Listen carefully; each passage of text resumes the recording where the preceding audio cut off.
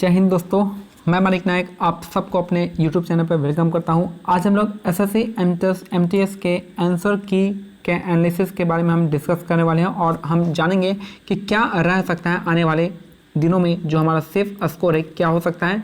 इसके साथ साथ हम जानने वाले हैं दूसरा जो जानेंगे हम यहाँ पे रैंक IQ के बारे में कि रैंक IQ जो कट ऑफ दिखा रहा है क्या वो सही कट ऑफ है। रैंक IQ ने जो नॉर्मलाइजेशन बताया है क्या वो नॉर्मलाइजेशन सही है।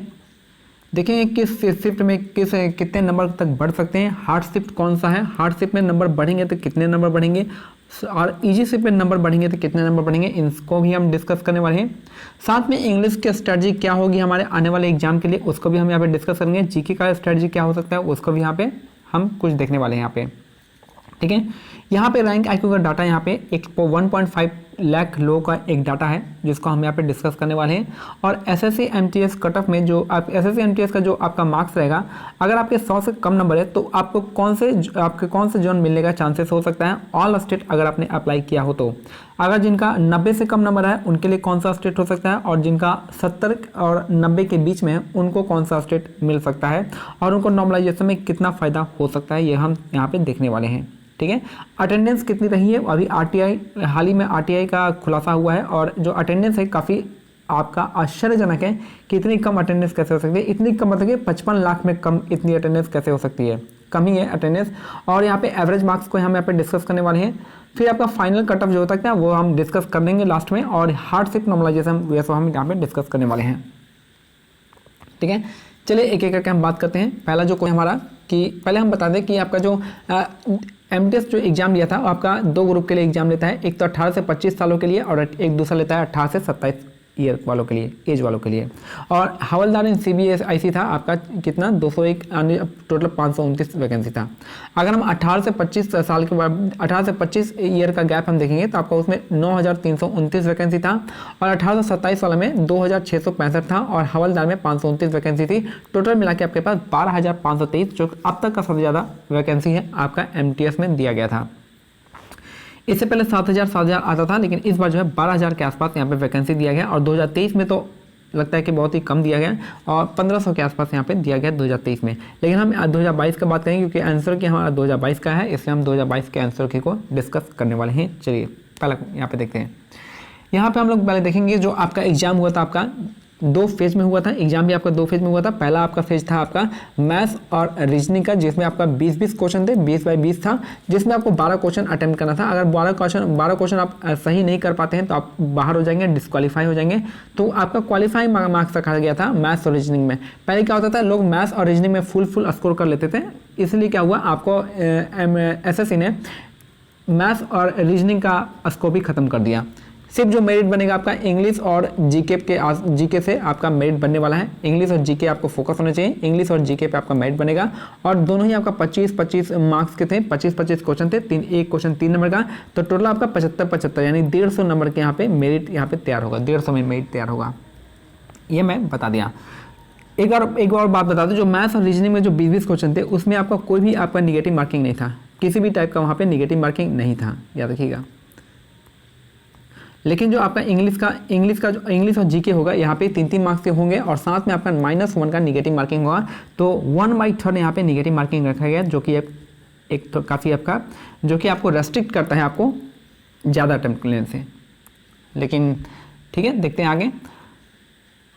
रेस्ट जो है आपका इंग्लिश और जीके मैंने बता ही दिया कि क्या क्या है। और यहाँ पे जो लोगों का एवरेज स्कोर बता रहा है, यहाँ पे जो लोग एवरेज स्कोर अपना बता रहे थे जो कि आपका आंसर के आने से पहले एवरेज स्कोर चल रहा था वो आपका इंग्लिश का चल रहा था 20 से 22 चल रहा था इंग्लिश का। ठीक है, एवरेज स्कोर इंग्लिश का 20 से 22 चल रहा था और जो जीके का चल रहा था जीके का 18 से आपका 20 चल रहा था आंसर के आने से पहले। लेकिन जब आंसर की आ जाता है एकदम से लोगों का जो है आपका जो मार्क्स जो होता है गिरने लगता है और ज़्यादा से ज़्यादा क्वेश्चन जो है गलत होने लगते हैं क्योंकि एक्सपेक्टेशन जो होता है कुछ ज़्यादा ही था, लेकिन इसलिए क्या हो गया आपका मार्क्स थोड़ा सा लो चला गया। एवरेज मार्क्स जो है गिर जाता है आंसर के आने के बाद। और आंसर के आने के बाद जो एवरेज मार्क्स बन रहा है आपका रैंक IQ पे, तो आपका इंग्लिश के लिए जो आपका बन रहा है एवरेज मार्क्स तो ये बन रहा है आपका 18 से 20 नंबर का, 20 के आसपास। और जीके का जो एवरेज मार्क्स बन रहा है आपका 15 से 17 के बीच का बन रहा है। ये आपका रैंक IQ का डाटा है जो कि आपका यहाँ पे बन रहा है। 18 से 20 बन रहा है आपका इंग्लिश के लिए और 15 से 17 बन रहा है आपका जीके के लिए। अगर हम यहाँ से एवरेज मार्क्स यहाँ से निकाल लेते हैं तो यहाँ पे कितना मार्क्स बनेगा, 18, 20, 19 लेके चलते हैं एवरेज, तो 19 या 57 बन रहा है यहाँ पे, और यहाँ से 15 से 17 लेते हैं, 16 लेते हैं तो 16 या 48 ले लेते हैं यहाँ से, तो 8, 7, 15 हो गया, अब 5, 4, 9, 1, 10 हो गया। और यहाँ से कुछ आपका माइनस होगा तो यहाँ पे हम टोटल मान के चलते हैं, इसको 100 कर लेते हैं, 5 क्वेश्चन गलत होगा तो हम 100 मान के चलते हैं, तो 100 क्वेश्चन जो आपका यहाँ पे एवरेज बन के आ रहा है।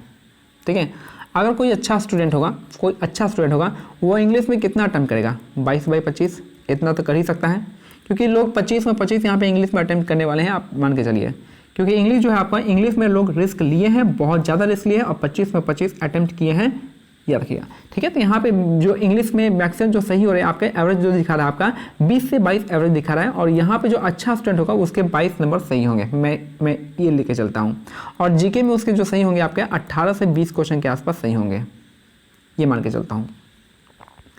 18 से 20 कुछ ज़्यादा ही हो गया, लेकिन चलिए ठीक है, एक मैक्सिमम की बात करते हैं।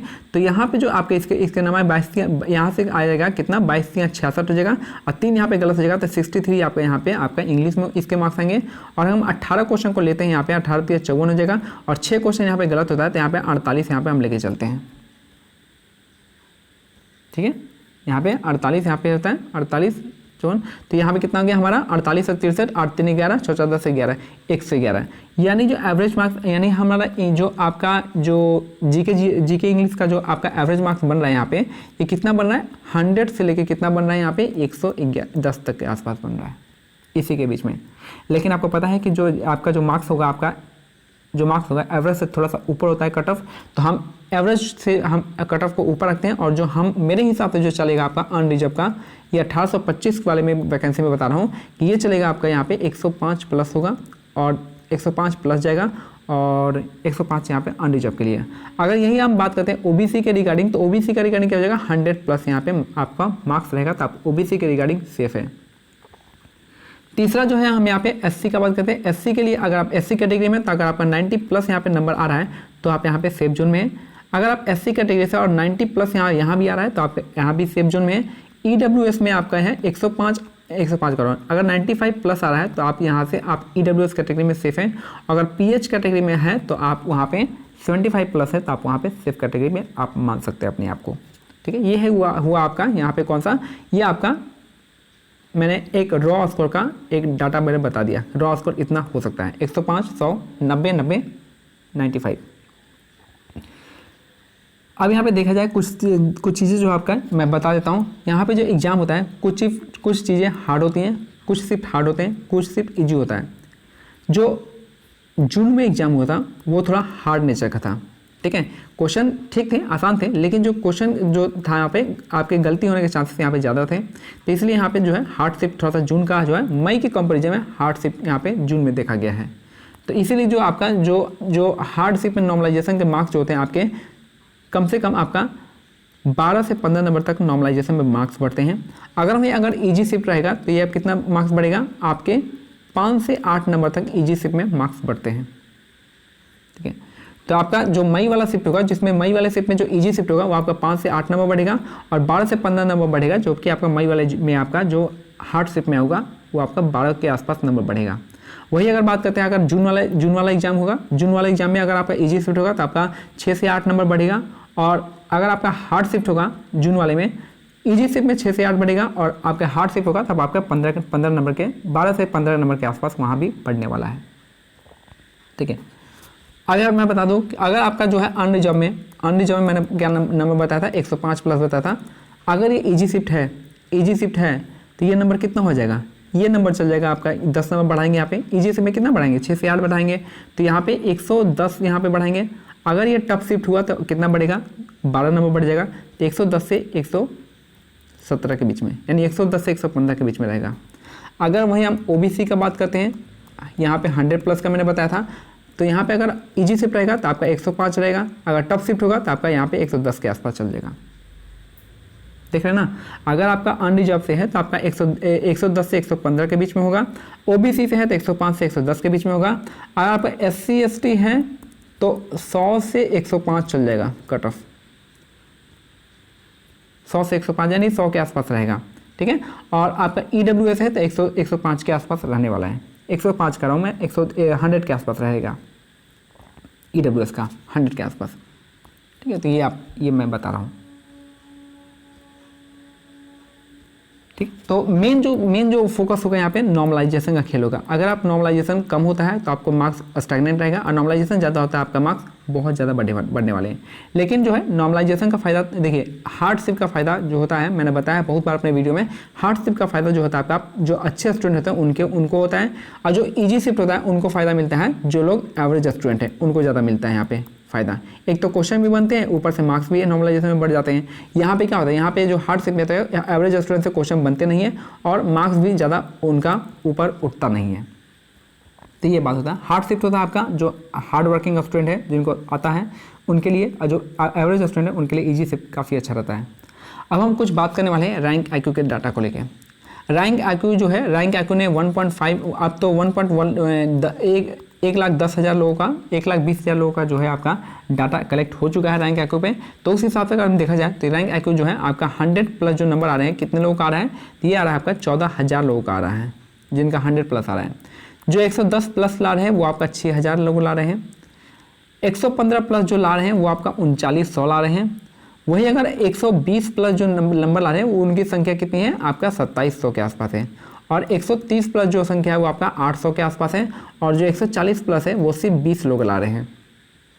ठीक है, तो ये आपका है। इसमें लेकिन जो है SC ST OBC सब आ जाते हैं। ठीक है, और याद रखिएगा, आप किसी भी कैटेगरी से हैं, अगर आप जनरल के कट ऑफ को पार करें तो आपको जनरल में डाल दिया जाता है।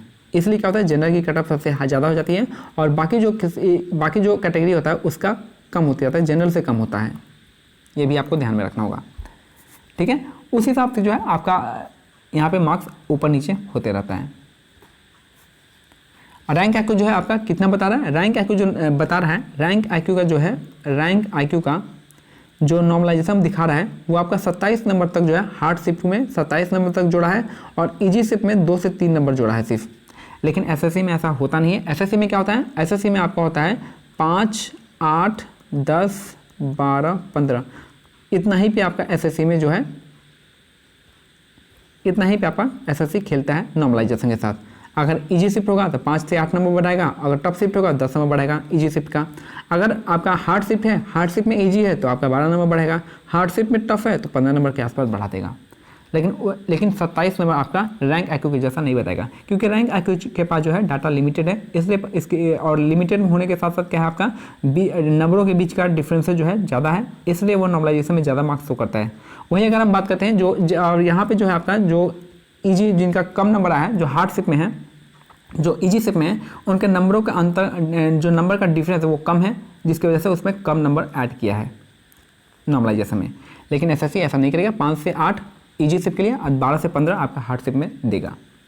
उसके बाद जो है दूसरा जो यहाँ पे बात करते हैं हम लोग कि SSC MTS का मैंने बता दिया। अब यहाँ पे जो है जिनका 90 से कम आ रहा है, ये जो था आपका जो आपका हाई कट ऑफ जोन था उनके लिए था, हाई कट ऑफ जोन था उनके लिए था। जैसे बिहार हो गया, यूपी हो गया, दिल्ली हो गया, चंडीगढ़ हो गया, और कौन सा हो गया, और हाई कट ऑफ जोन वही हो गया, ये सब हो गया, ये राजस्थान हो गया, हरियाणा हो गया, ये सब हाई कट ऑफ जोन में आता है।